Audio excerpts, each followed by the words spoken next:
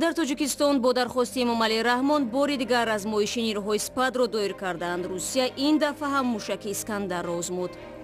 فکر میکنم آزمایش با موفقیت انجام یافت. Считаю, что учения прошли успешно.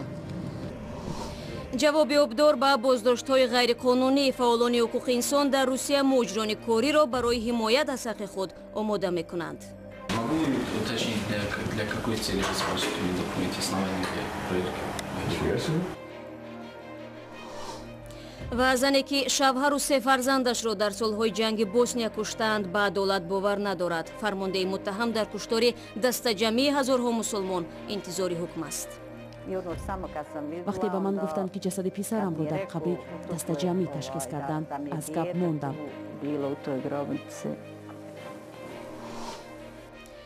در تاجیکستان نیروهای کشورهای عضو سازمان پیمان امنیت دست جمعی شیوه‌های مبارزه مشترک با تروریستان در شرایط کوهی را تمرین کردند. طول 10 روز در یکی از رزمایشگاه‌های کشور چند هزار سرباز سطح آمادگی را در واکنش فوری به مناقشه احتمالی نمایش دادند و روسیه بار دیگر موشک اسکندر را آزمایش نمود. امردین اولیموف در بخش خاتموی مشق‌ها حضور داشت.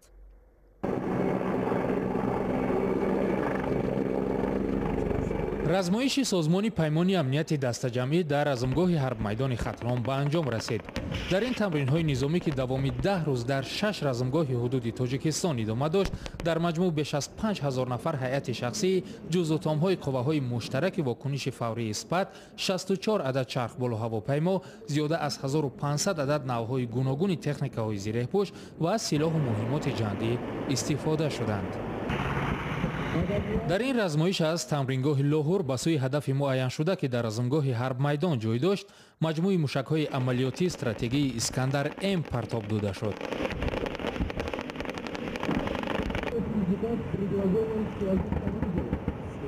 گفته می شود این رزمایش غیر نوبتی بوده با پیشنهاد رئیس جمهور تاجیکستان صورت گرفته است. Президент Таджикистана ماه اپریل پرزیدنت تاجیکستان در بشکک درباره وضعیت سرحد با شرق افغانستان گزارش داد و پیشنهاد کرد تا در ماه نوامبر در تاجیکستان باز یک رزمایش برگزار گردد.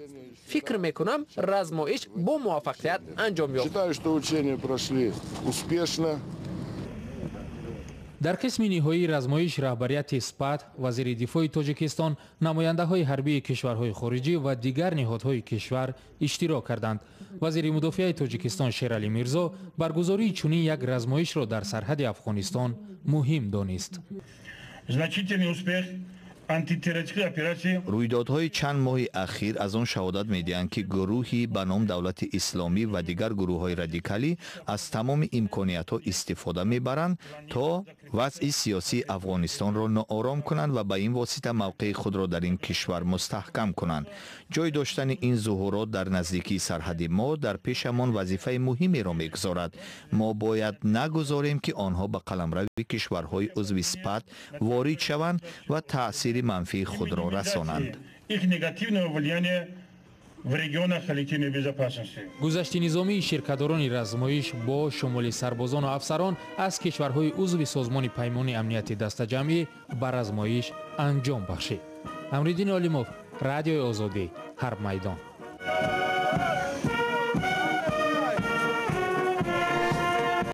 رو می‌آوریم به موضوع دیگر. یک سازمان عمومی حقوق در روسیه کوشش دارد سطح آگاهی مجران کاری از آسیای مرکزی را برای دفاع از حق خود بالا برد. فعالان حقوق میگویند این قشر پیوسته با بی‌عدالتی‌ها در روسیه روبرو می‌شود و اکثریت بنابر نداشتن دانش حقوقی نمی‌توانند از خود دفاع کنند. ولی آنها باور دارند که بعد شرکت در دوره‌های آموزشی مجران کاری حتی در روبروی کارمندان پلیس با جرأت خواهند شد. گزارش نوبتی را همراه تماشا می‌کنیم. Здравствуйте. Здравствуйте. Ваши документы? Могу уточнить, для какой цели вы используете документы основания для проверки? Нифига себе. У нас сейчас проводится операция «Нелегал». در مسکو فعالان سازمان بام جهان برای مهاجران آسیای مرکزی دوره‌های آموزشی را برگزار می‌کنند. در این دوره‌ها برای مهاجران طرز برخورد با مقامات پلیس، تهیه درست حجت‌ها، جستجوی منزل، داخل و خارج شدن از مرز و با راه‌های صلح‌آمیز حل کردن نزاع را تعلیم می‌دهند. آموزش اساساً طریق صحنه‌چه‌ها صورت می‌گیرد و فعالان با اجرای نقش‌ها به پرسش‌های احتمالی پاسخ می‌دهند. معمولاً مهاجران زبان و حقوق خود را نمی‌دانند. بنابراین هر امر غیر قانونی پلیس را اجرا می‌کنند. در سمینار راه‌های جلوگیری از آن آموزانیده می‌شود. سازمان دهندگان دوره آموزشی و مهاجران درباره حالت‌های قصه کردند که خود آنها به واسطه شاهد شدند. هدف اصلی آموزش به مهاجران کاری کشورهای همسو تعلیم دادن حقوق آنهاست. همچنین چگونه باید از حق خود دفاع و با کارمندان حفظ حقوق گفتگوزار کرد.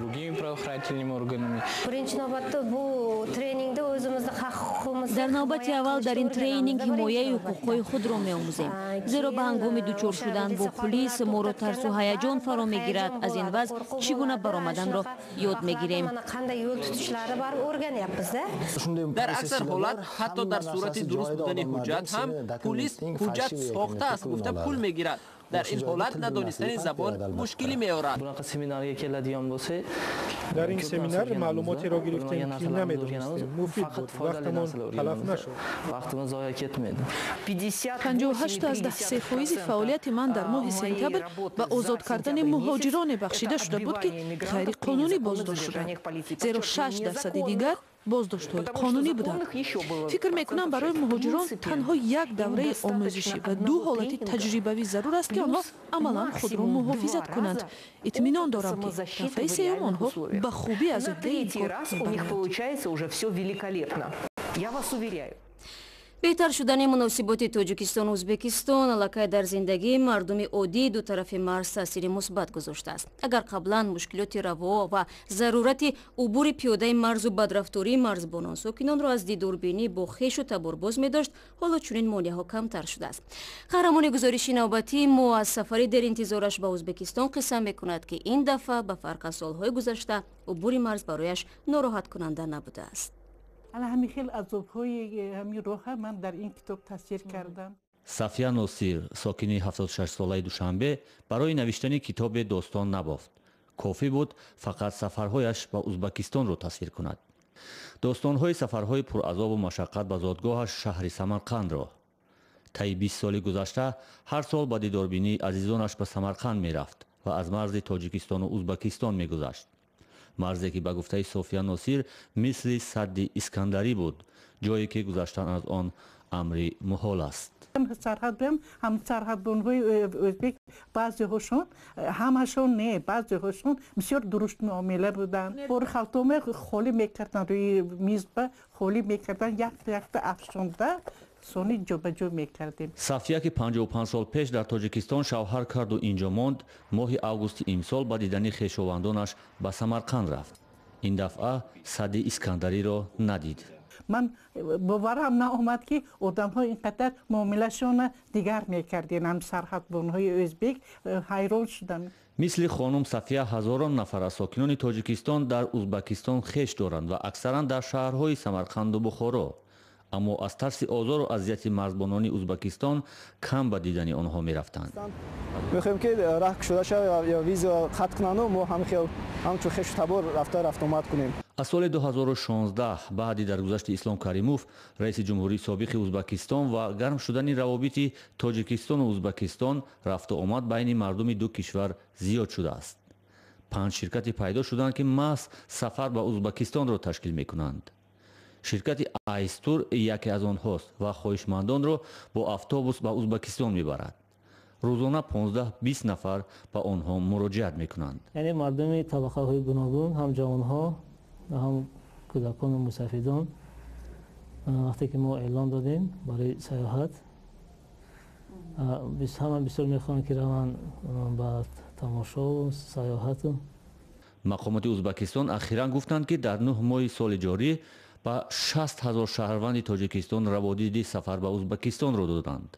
یعنی ماهانه تا 7,000 شهروند تاجیکستان به کشوری همسایه سفر کرده است. ва кишвари ҳамсояе ки то 1 соли гузашта дар байнашон садди искандарӣ гузошта буданд. барномаро идома медиҳем. 22 ноябр додгоҳи ҷиноятҳои ҳарбии Созмони Милали Муттаҳид ҳукми генерал Радко Младич фармондаи нирӯҳои сербҳои Боснияро содир мекунад. Мардуми Босния муҳокимаи Младичи муттаҳам ба куштори дастаҷамии Сребреница дар соли 1995-ро 6 сол инҷониб пайгирӣ дорад. Мунира Солиҳович, ки дар Сребреница шавҳар ва 3 писари хурдиашро аз даст додааст, мегӯяд ҷазои муносибе барои ин ҷиноят вуҷуд надорад.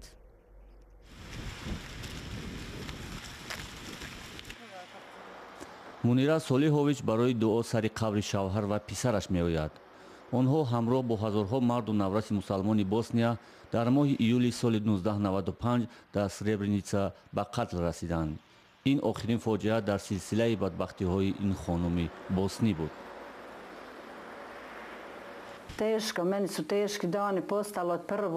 душвор аст. аз аввалин рӯзҳои ҷанг фоҷиа рӯи фоҷиа буд. 13 июли соли 1992 ман писарамро аз даст додам. ин ибтидои ҷанг буд. вай писарам дар хона ҳалок шуд. ӯ 20 сола буд. писари дигарам соли 1993 дар ҷабҳаи канори Сребреница кушта шуд. он замон ӯ 19 сола буд. писари сеюмам мисли шавҳарам дар соли 1995 беному нишон шуд.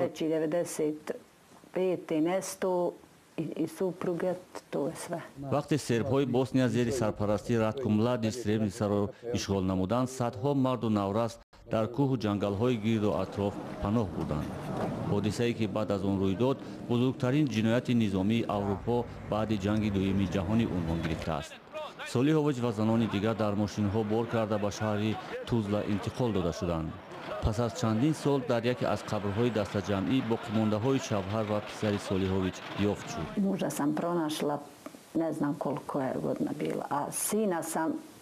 дар ёдам нест ки кай ҷасади шавҳарамро ёфта будам, вале ҷасади писарамро баъди 19 сол пайдо кардам. баъди 19 сол ӯро ёфтам. вақте ба ман гуфтанд ки ҷасади писарамро дар қабри дастаҷамъӣ ташхис карданд, аз гап мондам. Та sam gotovo zanijemila.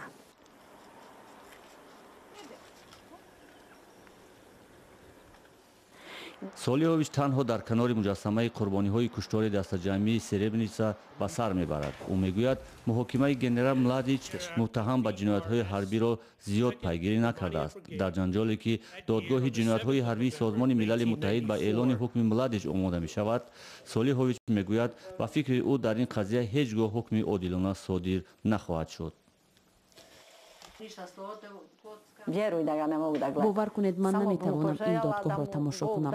аз худо талаб дорам ки ба ӯ умри дароз диҳаду ӯ тамоми аъзои оила, тамоми азизонашро аз даст диҳад, то бубинад ки ҳаёти беоила чӣ талхӣ дорад.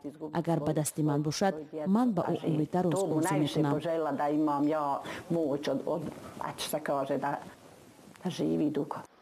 пешбинӣ мешавад ки ба ҳамин зудиҳо ҳукми Младич содир шуда, як саҳифаи дардноки ҷанги Босния пушти сар хоҳад шуд, вале эҳтимол барои Солиҳович ғаму андӯҳ аз ин фоҷиа ҳеҷ фаромӯш нашавад.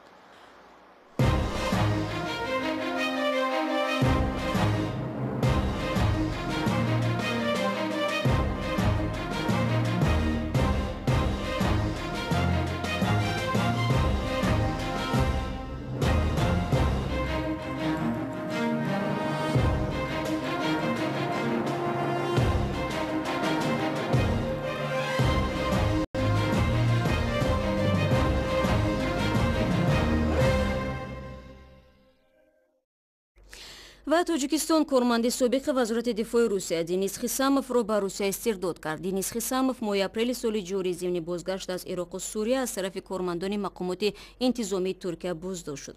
ӯро бинобар доштани шиносномаи Тоҷикистон ба мақомоти тоҷик таслим карданд. моҳи гузашта вазорати корҳои дохилӣ хабар дод ки капитан Денис Хисамов соли 2015 бо рӯи қалбакӣ шиносномаи Тоҷикистонро омода карда тариқи он ба гурӯҳи давлати исломӣ пайвастааст. барномаи имрӯз инҷо ба поён расид. ахбори аз инам бештар дар вебсайти мо www.ozodi.org, дар саҳифаи радиои озодӣ, дар фейсбук, одноклассник ва дигар шабакаҳои иҷтимоӣ. дар ютуб низ мо бо номи Озоди видео канал дорем. аз он ки имрӯз ҳам бо мо ҳамроҳ будед ташаккур, сипосгузорем. то барномаи фардо, худо нигаҳдори ҳар якиш.